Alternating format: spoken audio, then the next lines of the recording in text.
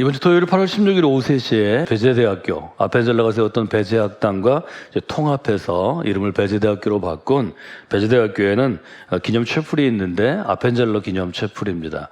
그곳에서 우리의 미래, 교회의 미래, 또 한국 교회의 미래, 또 세계 교회의 미래, 또 우리 사회의 미래를 책임질 청년들과 곧 청년이 될 청소년들과 또 교회 안에서 자라나는 우리 귀한 자녀들, 또 이들을 위해 기도하는 교사들과 부모들, 목회자들이 함께 모여서 집회 시간들을 갖습니다. 집회를 준비하는 저 자신이 지금의 청년 세대에 2025년에 무엇을 기대하고 있는지가 중요할 것 같아서 제가 몇 주 동안 묵상 노트에 기도의 제목을 쭉 적어보았습니다. 그 중에 몇 가지를 제가 좀 소개해드리려고 합니다. 첫 번째 기도 제목은 이렇습니다. 하나님이 청년들이 사람답게 살아가는 길을 찾게 하여 주옵소서. 두 번째 기도의 제목은 저는 이렇게 적어보았습니다. 나 자신에게 주신 거룩한 가능성을 찾게 하시고 보게 하여 주시옵소서. 세 번째 기도의 제목은 저를 이렇게 적어봤습니다. 변하지 않는 진리를 찾아가게 하소서. 그래서 저는 네 번째 기도의 제목으로 예수 그리스도를 아는 기쁨을 누리게 하소서 이렇게 적어보았습니다. 다섯 번째 저는 이렇게 기도의 제목을 적겠습니다. 마음에 그릇이 넉넉한 사람으로 베푸는 삶, 나누는 삶을 살게 하여 주시옵소서. 여섯 번째는 저는 이렇게 기도의 제목을 적었습니다. 하나님께서 이루어 가실 미래를 기대하며 살게 하여 주시옵소서. 일곱 번째 기도의 제목은 마음과 영혼이 평안한 삶을 살게 하소서 이렇게 해보았습니다. 여덟 번째 기도의 제목은 세상이 주는 영광과 거리를 두는 겸손과 절제가 있게 하소서 이렇게 적어보았습니다. 한국 사람들은 세상이 주는 영광에 목말라 있는 것 같습니다. 세상이 주는 성공하고 세상이 주는 인정에 목말라 합니다. 그러니까 그리스도는 좀 달라야 되지 않을까요? 세상이 주는 영광, 세상이 주는 성공, 세상이 주는 면류관이 아니라 하나님이 주는 면류관을 추구하는 것이 그리스도의 삶이 아닐까요? 청년들이 그 차이를 좀 알기 원합니다. 청년들이 그 차이를 경험하기를 원합니다. 그 차이를 경험할 때 다른 사람을 나보다 존중히 여기는 실제적인 겸손의 삶이 이루어질 것입니다. 내가 할 수 있지만, 내가 쓸 수 있지만 하나님께서 원하시는 어떤 사람의 필요를 위하여 나의 필요를 절제하는 거룩한 절제가 우리의 삶 가운데 실현될 것입니다. 전 청년들이 그런 삶을 살기를 원합니다. 무엇보다 청년들의 삶이 선한 곳에 쓰임받는 삶을 20대부터 소망하는 사람들이 되기를 원합니다. 이 세상의 모든 사람은 자기가 알든 모르든 자기가 의식하든 의식하지 않든 자기가 원하든 원치 않든 어딘가에는 쓰임받고 살아갑니다. 저는 그 삶이 다른 사람을 어렵게 하고 힘들게 하는 갈등의 원인이 되기를 원치 않습니다. 다른 사람을 괴롭히는 삶이 되기를 원치 않습니다. 할 수 있으면 다른 사람을 돕고 다른 사람의 묶여있는 구속, 말하자면 속박과 굴레를 풀어주고 좀 더 자유케 하고 다른 사람을 평안케 하는 하나님께로 인도하는 그러한 삶이 되기를 원합니다. 청년들을 향해서는 열 번째 기도의 제목 이렇게 적어보았습니다. 내가 처한 상황을 원망하지 않고 견디고 버티어 내게 하소서. 많은 청년들이 내가 처한 상황을 원망하는 것 같습니다. 내가 왜 우리 부모에게 태어나서 혹은 이 도시에 태어나서 하필이면 이때 태어나서 이런 외모를 갖고 태어나서 내가 이런 어떤 재능을 갖고 태어나서 그렇지 않습니다. 인생은 내게 주신 것에서 하나님이 주신 귀한 선물과 재능과 보물을 발견할 때 비로소 행복해집니다. 다른 사람이 갖고 있는 것들이 있죠. 다른 사람이 갖고 있는 것을 보기 전에 내게 있는 것을 먼저 보라고 성경은 우리에게 도전합니다. 모세에게 그렇게 하셨습니다. 다른 사람이 갖고 있는 것, 바로가 갖고 있는 군대, 바로가 갖고 있는 왕국의 재원들, 바로가 갖고 있는 권위, 이것이 아니라 먼저 너의 손에 있는 지팡이를 보라고 하나님은 도전하십니다. 모세가 지팡이를 볼 때 지팡이를 통하여 이스라엘 사람들의 구원의 역사가 이루어졌습니다. 여러분, 청년들을 위해서 기도하는 것은 너무 중요한 것입니다. 내일 새벽부터 한 주간 동안 여러분이 있는 곳에서 매 순간 하나님의 은혜를 기억하며 140년 전 이 땅에 보내신 청년 아펜젤러를 기억하며 청년들을 향한 기도를 여러분들이 해주시면 좋겠습니다. 제가 기도의 제목을 적었듯이 여러분이 기도의 제목을 적어주십시오. 그리고 제가 오늘 다니엘서를 통해서 여러분에게 세 가지 기도의 제목을 나눌 텐데 그 기도의 제목을 여러분의 경험에 맞게 여러분의 상황에 맞게 수정해서 하나님께 올려드리는 귀한 시간이 되기를 원합니다. 다니엘서 12장 마무리 부분에 보면 우리가 잘 아는 구절이 등장합니다. 지혜 있는 자는 궁창의 빛과 같이 빛날 것이요. 지혜 있는 사람은 궁창의 빛과 같이 빛날 것이요. 많은 사람을 옳은 대로 돌아오게 한 자는 많은 사람을 옳은 대로 돌아오게 한 사람은 하늘의 별과 같이 영원토록 빛나리라. 여러분의 삶이 이런 삶으로 나아가는 삶이 되기를 원합니다. 청년의 시절을 보내는 청년들이 이 구절을 통하여 하나님의 위로의 말씀을 통하여 하나님의 도전의 말씀을 통하여 자기 인생을 새로 바라보고 자기 인생을 새로 정립하고 자기 인생을 새롭게 살아가는 출발점, 스타팅 포인트가 되기를 원합니다. 이 출발점이 청년의 때에 있어야 합니다. 심리학자 중에 곽은주 교수가 흔들리는 20대라는 책을 썼는데요. 이걸 정리해서 이 네 가지 질문을 한국에서 자라는 모든 20대가 인생에 대해 심각하고 치열하게 20대에 고민하는데, 청년의 시기에 고민하는데 네 가지 질문을 주로 한다. 네 가지를 요약했습니다. 여러분이 한번 기억해 보시고 답해 보시면 좋을 것 같습니다. 첫째 질문은 나는 누구인가입니다. 나는 누구인가? 자기 존재에 대한 질문이죠. 두 번째 질문은 나는 가치 있는 사람이야. 이걸 묻는다면 나는 우리 가족 중에서 내가 살아도 되나? 여러분, 그래서 자녀들한테 얘기할 때 나가 죽어라는 말을 하시면 안 됩니다. 가치를 해치는 것입니다. 내가 너를 왜 낳는지 몰라. 이것도 안 됩니다. 나는 정말 가치 없는 사람인가? 값어치가 있어야 되잖아요. 세 번째는 나는 쓸모 있는 사람인가입니다. 직장에서 이런 일이 많이 있는데요. 직장에서 아주 좀 우악스러운 상사들이 일 잘 못하거나 실수하는 부하 직원들이 그런 말을 합니다. 너는 쓸모없는 직원이야. 이런 말 많이 합니다. 이것이 한 사람의 인생을 무너뜨리게 할 수 있습니다. 나는 어떤 사람인가? 나는 뭘 좋아하는 사람인가? 나는 뭐에 더 관심 있는 사람인가? 나는 어떤 인생을 살고 싶어 하는가? 이 네 가지를 찾아야, 그래야 복되고 아름다운 인생을 살 수 있다는 거죠. 저는 모든 그리스도인은 이 네 가지를 교회 안에서 찾을 수 있다고 생각하는 그리스도인입니다. 저 스스로가 교회 안에서, 성경 안에서, 하나님 안에서, 그리스도인들 안에서, 예수 그리스도 안에서 이 대답을 다 10대와 20대 찾았다고 고백할 수 있습니다. 여러분에게도 그런 경험이 있을 것입니다. 우리의 청년들이, 우리의 자녀들이 이 네 가지 질문에 대해서 고백해야 합니다. 여러분, 지금까지 신앙생활에 오시면서 이 질문에 대해서 짧은 시간이지만 제가 질문할 테니까 답해 보십시오. 난 누구인가? 성경은 우리에게 얘기합니다. 나는 하나님의 자녀입니다. 창세기가 우리에게 알려줍니다. 나는 하나님의 만드신 피조물입니다. 출애굽기가 우리에게 알려줍니다. 나는 하나님의 백성입니다. 복음서가 우리에게 알려줍니다. 나는 예수 그리스도의 제자로 부르심을 받았습니다. 요한복음이 알려줍니다. 나는 선한 목자 되신 예수님의 양입니다. 나는 누구인가는 이처럼 성경을 통해서 저희가 수십 가지로 대답할 수 있는데 그 대답 중에 몇 가지를 여러분이 알고 깨닫고 그대로 살아가면 이 문제는 분명하게 10대와 20대에 해결되는 문제입니다. 나는 가치 있는 사람인가? 얼마나 중요한 질문입니까? 성경은 아주 분명하게 얘기합니다. 요한복음 3장 16절. 우리에게는 예수님의 생명의 가치가 있습니다. 예수님이 나를 위하여 생명을 지불하셨습니다. 이것이 구속의 분명한 뜻입니다. 예수님이 자신의 생명을 나를 위해 지불하셨습니다. 나의 값은, 나의 값어치는, 내 가격표는 얼마입니까? 예수님의 생명입니다. 그것이 십자가의 의미이고 바울은 그것을 복음이라고 부릅니다. 초기의 그리스도인들이 이것을 복음이라고 부르는 것입니다. 예수님께서 나를 위하여 그 생명의 값을 주시고 십자가에서 돌아가셨습니다. 이것이 바울이 초기에 선택한 초기 교회의 선포의 핵심, 캐리그마입니다. 이번 여름에 우리는 뭐라고 얘기했나요? 우리가 얼마나 가치 있는 사람인가요? 우리의 그릇은 하늘을 담은 그릇입니다.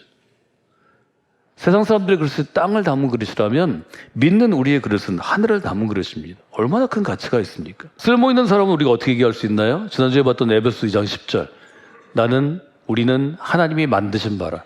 우리는 하나님의 뛰어난 걸작품입니다. 선한 일을 위하여 선한 일을 하시려고 우리를 그렇게 준비시켜 주셨습니다.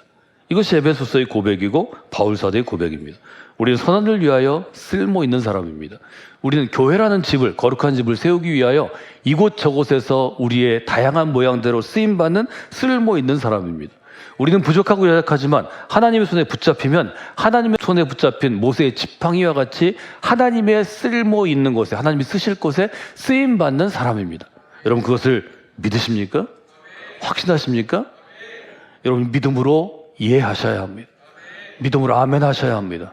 그때 여러분이 쓸모 있는 사람으로 더욱 쓸모 있게 쓰여질 것입니다.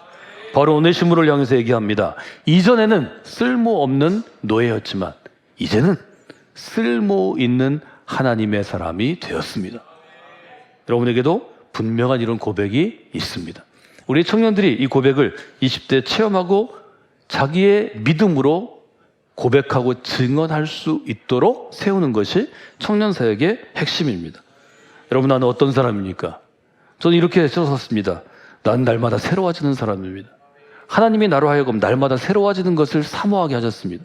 나는 이전의 것을 잊어버리고 앞에 있는 것, 하나님이 주신 온전하고 장성한 그리스도의 분량에 이르기까지 매일 새로워지기 위해서 나는 노력하는 사람입니다. 나는 하나님이 선택하신 사람입니다.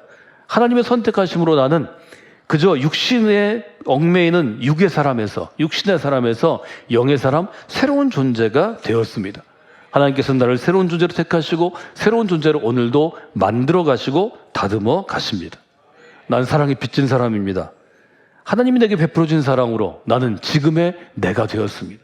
지금 내가 생각하는 것, 말하는 것, 내가 일할 수 있다면 일할 수 있는 것, 나의 재능, 나의 모습, 하나님이 빚으신 것입니다. 저는 이 사랑이 빚졌기 때문에 그 사랑을 갚으면서 살아갈 것입니다. 여러분, 이것이 충분한 대답이 되지 않겠습니까? 우리 청년들이 이렇게 대답할 수 있도록 여러분들이 기도해 주시면 좋겠습니다. 그래서 오늘 기도의 첫 번째 제목은 제가 이렇게 잡았습니다. 신앙생활을 통하여 인생에 대한 고민을 해결하는 답을 찾게 하여 주시옵소서. 우리 청년들이 하나님 안에서, 교회 공동체 안에서, 성경 안에서, 그리스도인과의 교제 안에서, 예수 그리스도 안에서 신앙생활에 대한 고민뿐이 아니라 인생 전반에 대한 고민에 대한 답을 찾아가야 합니다. 이것이 청년사역의 가장 중요한 핵심이고 청년사역의 요체가 됩니다. 여러분들이 그런 청년사역들을 위하여, 청년들을 위하여 기도해 주시면 좋겠습니다. 다니엘서는 어떤 배경을 갖고 있나요? 여러분이 성서대학에서 배우신 것처럼 다니엘서의 제목을 1장에서 정하자면 이렇게 정할 수 있을 것입니다. 귀족에서 포로로.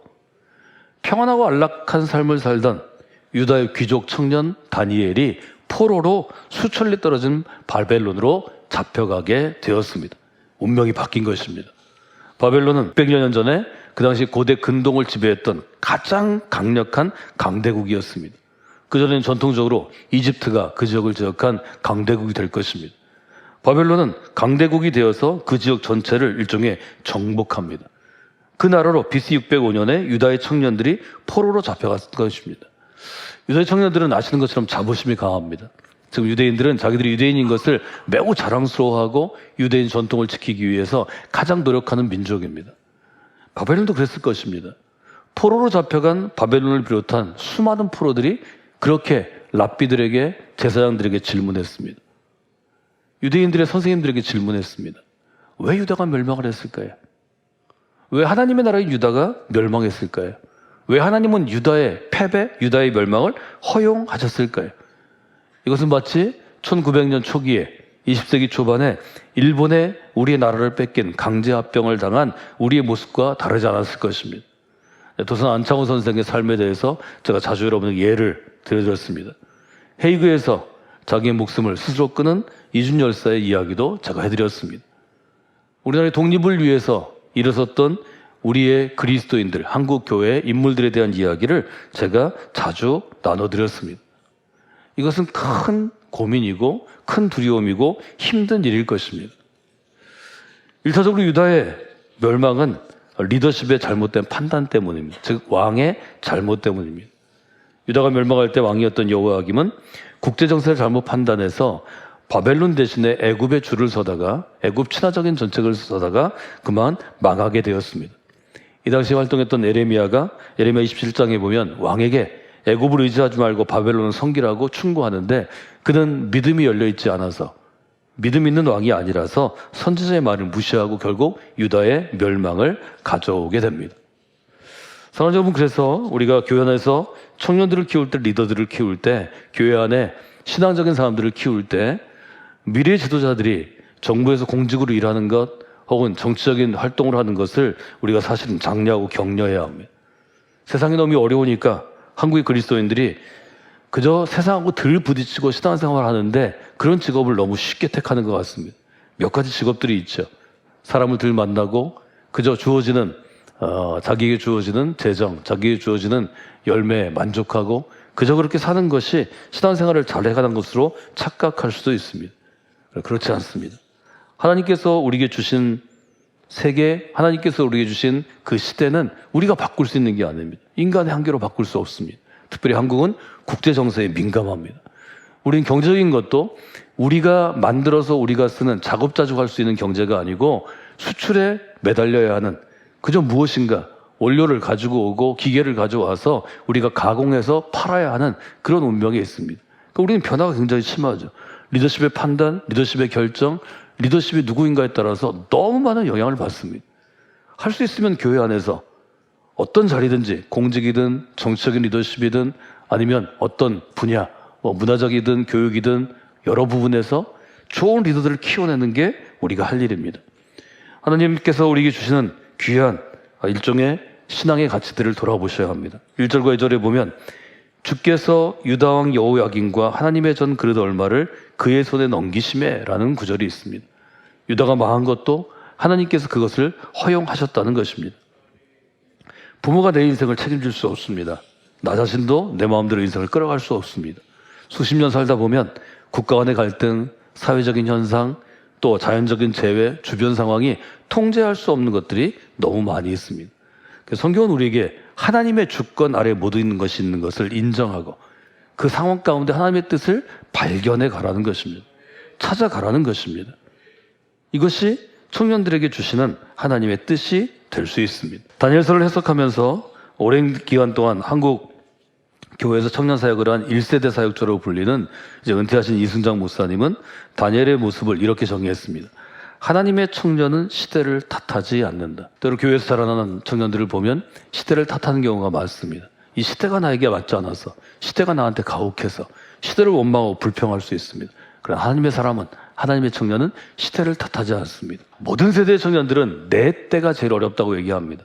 지금 얘기해보면 98년 IMF를 경험한 세대들이 가장 어려운 때 청년기를 보냈다고, 청소년기를 보냈다고, 성장기를 보냈다고 고백하고 우는 것을 많이 봅니다. 돌아보면 1998년보다 제가 청년기를 보낸 1980년부터 87년 민주화가 되기까지가 훨씬 더 어려웠습니다.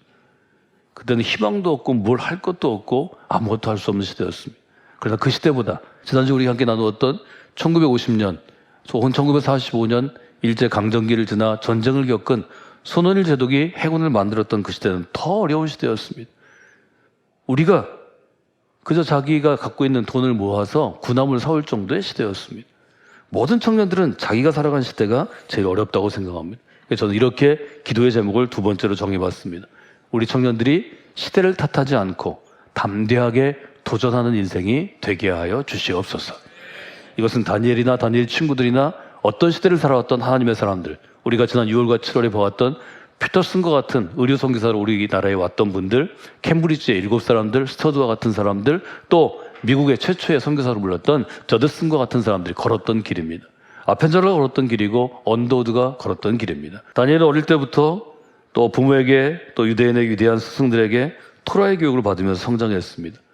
그런 다니엘을 뽑아서 3년의 연수를 하고 바벨론 제국의 고위 공직으로 만드는 코스가 주어졌습니다. 말하자면 황제의 장학생으로 선발이 된 것입니다. 왕이 왕관장 나부스에게 말하여 이스라엘 자손 중에 왕족과 귀족 몇 사람, 곧 흠이었고 용모가 아름답고 모든 지혜를 통찰하고 지실에 통달하며 학문에 익숙하여 왕궁에 설만한 소년을 데려오게 하였고 그들에게 갈대아 사람의 학문과 언어를 가르치게 하였다. 3절에 이렇게 되어 있습니다. 선발한 것입니다. 엘리트로 선발하는 것입니다. 새로운 식민 정책이죠. 바벨론식 식민 정책입니다. 다니엘이 거기에 친구들과 함께 선택하게 됐습니다. 근데 문제는 무엇이었냐면 그들의 학문과 언어와 모든 생활을 따르는 것입니다. 또 왕이 지정하여 그들에게 왕의 음식과 그가 마시는 포도주에서 날마다 쓸 것을 주어 3년을 기르게 하였더니 3년을 훈련시키고 양육했다는 것입니다. 그 후에 그들은 왕 앞에 설 것이니라. 8절 9절은 여러분에게 익숙한 구절인데요. 그때 다니엘은 바벨론의 문화, 바벨론의 언어, 바벨론의 모든 것을 따라가야 하는데 왕의 조건 중에 다른 건 오케이 했지만 한 가지를 노하합니다. 8절에 보면 다니엘은 뜻을 정하여 왕의 음식과 그가 마시는 포도주로는 자기를 더럽히지 아니하리라 결심합니다. 위대한 결단이라고 볼 수 있죠. 우리가 바꿀 수 없는 상황, 시대 가운데 살아가면서 신앙의 기준 가운데 중요한 것은 하나를 결정하는 위대한 결단이 있어야 합니다. 이것을 리처드 니버라는 그리스도와 세상 문화의 관계에 대해서 설정한 미국의 신학자는 대립, 일치, 종합, 역설, 번역 이 5가지로 나눴는데요. 지금 다니엘이 취한 입장이 변혁의 입장입니다. 변혁은 제가 영어로 transform이라는 단어로 change가 아니고 transform이라는 단어로 번역됐다고 말씀을 드렸습니다. 변혁자는 the transformer입니다. 중요한 것은 신앙의 기준을 지키며 세상 가운데서 살아가는 것입니다. 켈빈이 또 웨슬리가 또 중세 어거스틴이 또 초기 기독교 시대 예수님의 시대 바울이 이런 역할을 감당했습니다. 이것은 매우 중요한 것입니다. 그래서 우리 청년들이 세상 안에서 세상이 주는 어떤 면류관, 세상이 주는 보상을 좀 거절하고 따르지 않고 하나님의 영광을 추구하며 살려는 결단이 필요합니다. 이렇게 결단해도 30대 직장생활을 하면서 아주 하급 직원일 때는 웬만큼 가능합니다. 중국 관리자가 되면 40대가 되면 한국 사회에서 굉장히 어렵습니다. 50대가 돼서 경영층으로 올라가면 임원이 되면 더 어렵습니다. 탑 리더가 돼서 자기가 어떤 CEO가 되거나 책임자가 되면 진짜 어렵습니다. 청년 시대에 이렇게 결단하고 훈련을 받고 자기 스스로 노력해도 이런 삶을 사는 것이 쉽지 않습니다. 이런 삶을 살아가는 포로의 삶이 쉽지 않으니까 성경은 다니엘을 꼭 집어서 기록한 것은 아닐까요? 수천 명의 포로가 있었을 것입니다. 다니엘 같은 수천 명의 청년들이 있었을 것입니다. 그 중에 다니엘과 세 친구들의 이야기를 우리에게 전해주는 이유는 그 길을 가는 사람이 있어야 하고 그 길을 가는 사람은 특별한 선택과 특별한 결단이 있어야 하기 때문이죠. 아펜젤러가 조선에 올 생각을 할 때 그렇게 했습니다. 저드슨이 자기의 삶을 해외에 있는 복음을 아직 모르는 미전도된 그런 사람들에게 바칠 때 그런 결단이 있었습니다. 스터드가 중국에 가기를 결정했을 때 그런 결정이 있었던 것을 우리가 압니다. 그래서 세 번째 기도의 제목을 우리 청년들이 세상 안에서 세상이 주는 영화를 따르지 않고 하나님의 영광을 추구하게 하소서라는 제목으로 정해보았습니다. 여러분 세 가지 기도의 제목을 붙잡고 한 주 동안 기도해 주시면 좋겠습니다. 합심하여 하나님께 구할 때 하나님께서 들어주십니다. 합심하여 하나님께 나아갈 때 마음과 뜻과 정성을 다해서 나아갈 때 하나님의 역사가 이루어집니다. 하나님께서 우리가 일어나기를 원하십니다. 움직이기를 원하십니다. 하나님 앞으로 나아가기를 원하십니다. 여러분 이 도전 가운데 응답하는 하나님의 사람들이 되어주시기를 주님의 이름으로 부탁을 드립니다.